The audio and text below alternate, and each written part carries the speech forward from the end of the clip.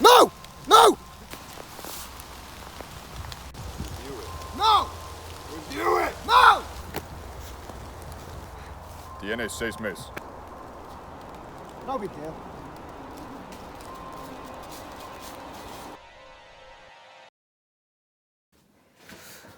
Well, now that that's over and done with, what do we have up next? Hotline Miami, a 2D, top-down, fast-paced action game. I'm willing to bet a lot of you have never heard of this game, but as it has been for the past few videos, this is a childhood favourite of mine. I swear I'm moving on to games I hate soon enough. But today you're getting a twofer, Hotline Miami and Hotline Miami 2, wrong number. They're pretty short games, so why not put them in a collection?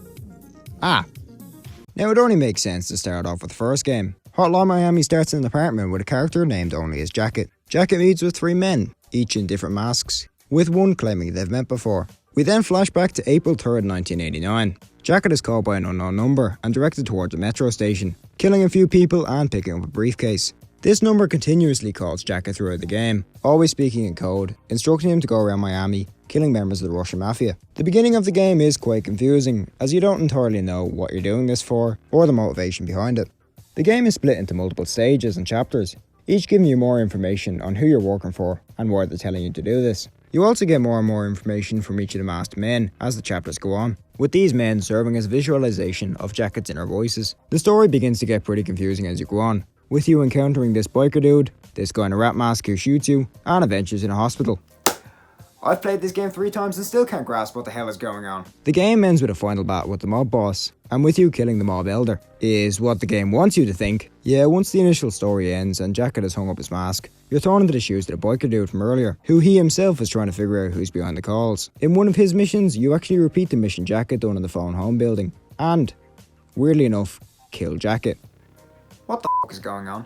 Anyways, the next mission finally sees you getting to the end of the mystery and finding out who is truly behind all of this, which I'm not going to ruin. Yeah, I know the game's 8 years old, but if I did say it, it would ruin the game for anybody who wants to play the game in the future, as knowing the ending will definitely ruin the whole confusing nature of the game. If you notice I skipped through the story section pretty quick, it's because I believe you truly need to experience this game yourself. It's a great story, and me doing a quick rundown of it isn't really doing the game any justice. Now let's get down to gameplay, and oh me, oh my, this game. Don't get me wrong, this game's incredibly fun, but by God is it frustrating. This game is extremely quick. Enemies move fast, their gunshots are laser-like, and they spot you within half a second. This game requires a lot of thinking before you act, but also a lot of fast thinking, so yeah, it's kind of a difficult game. It is pretty simple in concept. You can move, lock onto enemies, attack, shoot and pick up weapons. Weapons come in a large variety, from knives to bats, shotguns to Uzis, and they're all incredibly quick to use. Guns may seem like the best option, but guess what? They make noise, which alerts enemies, and...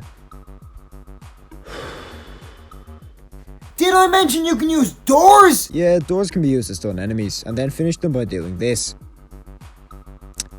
Did I mention this game is violent? The amount of violence that they're able to portray here in a 2D plane is quite impressive to say the least. It's obviously something the developers put a lot of time into. That and putting blood basically everywhere. The variety of enemies here is quite small, usually coming down to the white suit bald dudes with different weapons. But we also have a few others. Attack dogs, these guys who can only be killed with guns, plus a few bosses like Katana Lady, Biker Dude, and Angry Club Owner Guy. We also have a score counter at the end of each level, grading you on your performance. However, possibly the most notable feature is definitely that of different masks. Owls, horses, chameleons and unicorns are all available, offering abilities like starting with a knife, longer view range, lethal doors and quiet gunshots. Picking the right mask can help a lot with a level, as well as simply serving as a helping hand. The levels themselves are pretty simple, consisting of multiple floors filled with enemies. As mentioned previously, doors are used to stun enemies, windows can be shot through, walls stop bullets, and that's about it. Yet the variety of different levels here is still pretty impressive.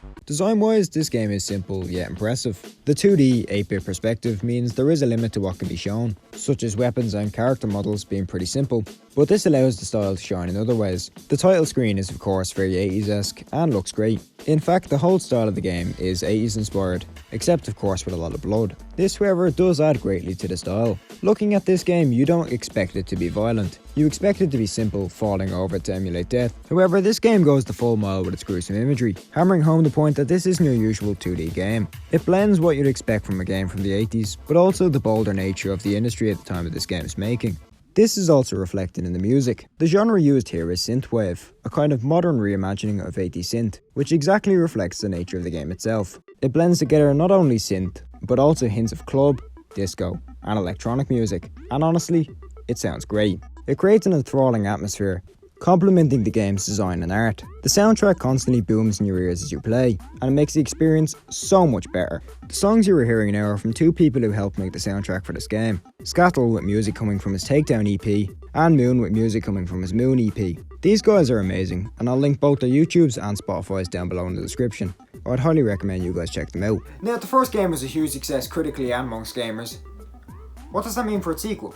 At first I thought this game was a reimagining of the first game, but later learned it's a sequel, prequel, and side equal, all in one. This time, there are a lot more characters to follow, rather than just Jacket. The story focuses on 3 time periods, the first being in 1991, 2 years after the first game with Jacket on trial for the killings of the Russian Mafia. We also follow the character of Manny Pardo, a police detective who uses his status to kill drug smugglers, Martin Brown, a movie actor playing Jacket in an upcoming movie, who himself begins to get violent tendencies, the fans, a group of masked vigilantes who want to recreate Jacket's killings in their pursuit of fame. Finally, Evan Wright, a writer who uses his friend Manny to get into areas to collect information for his book. We also get regular visits from Richard the Rooster, the masked inner voice from the first game, who continues to have you question what is real. In the prequel era, which follows Jacket's previous days in the military in 1985, which focuses around raids on Soviet bases, and also provides context for events later in the timeline. This timeline shows the beginning of the violent tendencies amongst the crew, as well as an insight into the origin of the mysterious calls. And finally, the throwback to the first game's time in 1989, following 2 other masked killers who operated at the same time. Richter, the rat masked killer of Jacket's girlfriend, and the man who shoots Jacket in the first game, sending him into a coma, and Jake, a deranged nationalist who also follows the calls of the mysterious answering machine. There are numerous different endings for the characters, and overall the story is much more layered and expansive than the first game. This does make the story even more difficult to follow, but offers a lot more insight into what is going on than the first game. It serves as a great rounding off of the series, and overall is a lot more developed than its predecessor. However, some may prefer the more simplified and linear story of the first. So Hotline Miami 2's gameplay, what's it like? Wait!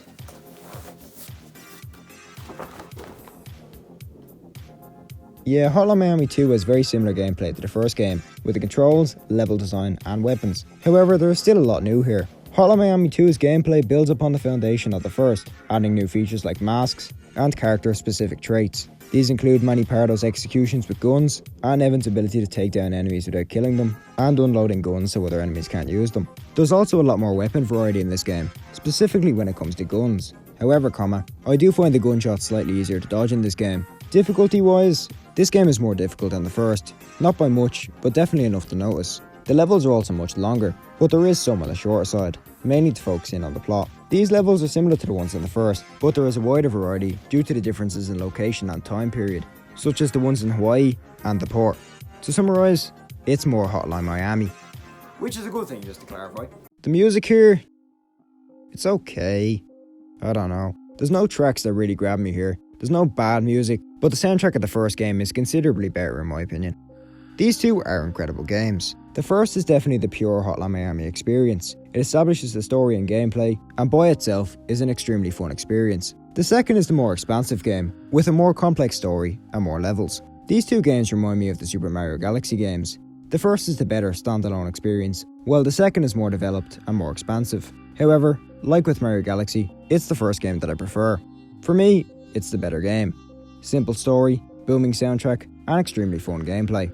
Now from these games I've learned 2 things. 1. Violence is never the answer. And 2. Every country should adopt synthwave as their national anthem. Yeah.